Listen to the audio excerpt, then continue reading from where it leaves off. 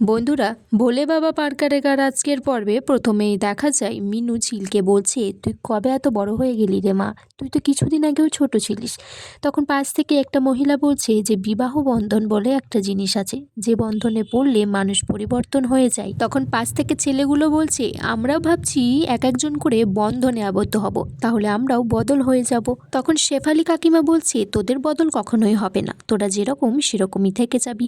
তখন ছেলেগুলো বলছে, শেফালি কাকিমা যে আমাদেরকে অভিশাপ দিচ্ছে। সাক্ষ্য তখন ঝিলকে বলছে, এই খাওয়া দাওয়ার বিষয়ের মধ্যে কিন্তু তুমি ঢুকবে না, ওরা এত কষ্ট করে রান্না করে নিয়ে এসেছে, আমি কিন্তু সবটা খেতে না পারলেও একটু একটু করে টেস্ট কর। এদিকে সেই অর্ডারের বিলটা স্বাক্ষর কাকা ড্রাইপূর্ণাকে দিচ্ছে আর বলছে, তোমার ছেলেরই জিনিস তো, তাই তোমাকেই দিলাম, যত্ন করে রাখো। স্বাক্ষর দাদু বলছে, আমি সাক্ষ্যকে জিজ্ঞাসা করবো যে তুমি কত টাকা হয়েছে তোমার, যে অষ্টমঙ্গলায় গিয়ে তুমি সকাল সকাল এত টাকা খরচ করে দিলে। আর মিলিকেও বলবো যে তোমরা নিমন্ত্রণ করে সাক্ষ্যকে নিয়ে গিয়ে তার পকেট থেকে এত টাকা নিয়ে নিলে। শতরূপা তখন বলছে, বিলটা ভুল করে আমাদের বাড়িতে দিয়ে গেছে, তাই না হলে তো আমরা কেউ কিছু জানতেই পারতাম না, আমরা অন্ধকারের মধ্যেই থেকে যেতাম। রায়পূর্ণা তখন বলছে, আমার ছেলেকে নিয়ে আগে আমার গর্ব হতো, আর এখন আমার খুব লজ্জা করে ওকে নিয়ে। তখন সুবলা কাজের মেয়েটি বলছে যে, মেসোমশাই আমাদের তো ভুলও হতে পারে, সাক্ষ্য দাদাবাবু হয়তো আগে থেকেই ওদের জন্য অর্ডারটা করেছিল, ওরা হয়তো কিছুই জানতো না, ওরা খুব ভালো মেয়ে, ওরা লোভী নয়। ওরা যদি লোভী হতো তাহলে আপনারা তো টাকা দেবেন বলেছিলেন, তারা তো হাত পেতে নেয়নি। সাক্ষ্য এদিকে ঝিলকে বলছে, ডাক্তার তো আমি কতটা খাবো কি খাবো সেটা কি তুমি শেখাচ্ছ আমাকে? সাক্ষ্য তারপর একে একে ইঁচড় চিংড়ি, পাটিসাপটা, মুড়ি ঘন্ট সবটা খাচ্ছে। তারপর ওরা জিজ্ঞেস করছে, বলো না বাবা আমার ইঁচড়টা কেমন হয়েছে। একজন বলছে আমার পাটিসাপটাটা কেমন হয়েছে। তখন সাক্ষ্য বলছে, পাটিসাপটাটা অসাধারণ হয়েছে আর ইঁচড় চিংড়িটা খুবই ভালো হয়েছে। মিনু তখন বলছি যে, আমার ঝিল যে কত সুখে আছে, ওর বাবা থাকলে আজকে খুব খুশি হতো। যাই হোক, কাজের চাপ কমলে একদিন তো ফিরবে ঠিকই।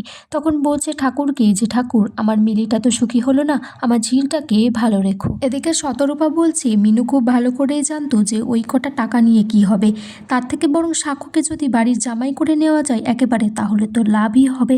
তখন সুবলা বলছে যে, তোমরা ভুল বুঝছো আমাদেরকে সবসময়ই তোমরা ভুল বোঝো, অপমান করো গরিব বলে। আর ঝিল ওই রকম মেয়েই নয়, ঝিলকে যদি তোমরা একটু মানিয়ে নিতে পারো, ও সব থেকে ভালো বউ হবে এই বাড়ির। রায়পূর্ণা বলছে যে, সুবলা আগে কোনো কথা বলতো না মুখে মুখে, এখন ঝিল আসার পর থেকে অনেক কথা বলে। তখন সুবলা বলছে যে, ঝিল বৌদি আমাকে কিছু বলার শেখায়নি গো, এইসব কথা নিয়ে আগে কখনো উঠতো না, তাই আমি কিছু বলতাম না। এদিকে মিনু মিলিকে বলছে যে, ঝিল কথা বলছে ওর বান্ধবীদের সাথে, কিন্তু নজরটা ওর বরের দিকে, যদি কিছু বেশি খেয়ে ফেলে, কত খেয়াল রাখে ও সাক্ষ্যকে। মিলি তখন মনে মনে বলছে যে, ঝিলের এত আনন্দ সুখের জন্য আমার দুঃখটাই সবাই ভুলে গেছো, আমি আর কি করব। মিলি তখন মন মরা করে আছে, ঝিল সেটা খেয়াল করেছে, বলছে, এই দি তোর কি হয়েছে? মিলি তখন বলছে, না, যদি সাক্ষ্য এই যে কিনে দিয়েছে জিনিসগুলো, এটা যদি ওই বাড়িতে জানতে পারে খুব অশান্তি করবে।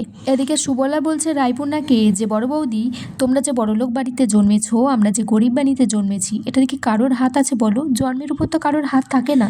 তোমরা হয়তো ভাববে আমি ছোট মুখে বড় কথা বলছি। এদিকে সাক্ষ্য বস্তির সবাইকে নিমন্ত্রণ করে তার বাড়িতে খেতে যাওয়ার জন্য, বলে, তোমরা তো আমাকে যথেষ্ট আপ্যায়ন করলে, আমিও চাই তোমরা আমাদের বাড়িতে এসো। ঝিল বলছে, ওই বাড়িতে গেলে সবাই খারাপ খারাপ কথা বলবে। সাক্ষ্য তখন বলছে, ওই বাড়িতে যেমন খারাপ কথা বলার লোক আছে, তেমন ভালো কথা বলারও মানুষ আছে। তাছাড়া আমি তো ওখানে থাকবো, কোনো রকম অপমান ওদের হতে দেব না। আর বন্ধুরা, এখানেই আজকের পর্ব শেষ হয়ে যায়। তোমরা কমেন্টস করে জানিও কেমন লাগলো আজকের পর্বটা।